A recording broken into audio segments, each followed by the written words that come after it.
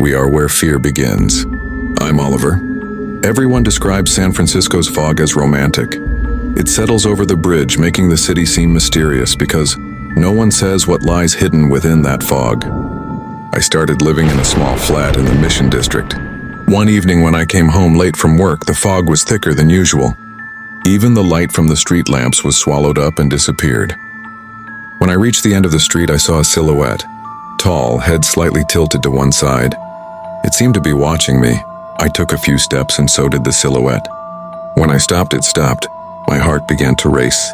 I reached for my phone to call for help, but the screen lit up and then turned off by itself. I heard a voice echoing through the fog. It was the sound of footsteps. The silhouette began to walk slowly towards me.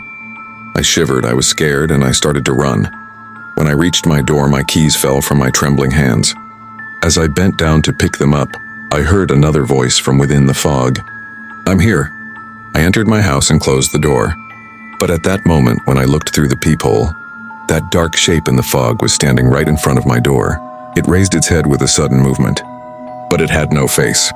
By morning, the fog had lifted. I told myself it was just a nightmare and went to work. But later that day, I came across a news article online that read, "There has been an increase in people disappearing on foggy nights in recent weeks. They were all from my neighborhood." When evening fell, the fog returned. I closed the curtains and tried to dim the lights, but then I began to hear those familiar footsteps outside. It was creeping closer. There were intermittent echoes. I slowly moved towards the door. This time I wouldn't look, but a darkness seeped through the keyhole. I closed my eyes and backed away. A shadow appeared in the corridor, so long, thin, and the same silhouette. As I took steps backwards, my foot caught on the carpet and I fell to the floor. The silhouette stood at my head. Its face was still missing. This time it spoke. "The fog takes everything, it will take you too." I closed my eyes in fear. The moment I opened them, it was gone. When I opened my window, the fog had already lifted, but a handprint remained on my front door. Drops of moisture left by a misty hand. Now when the mist descends, I hold my breath, because I know that when the mist returns, it will come back too.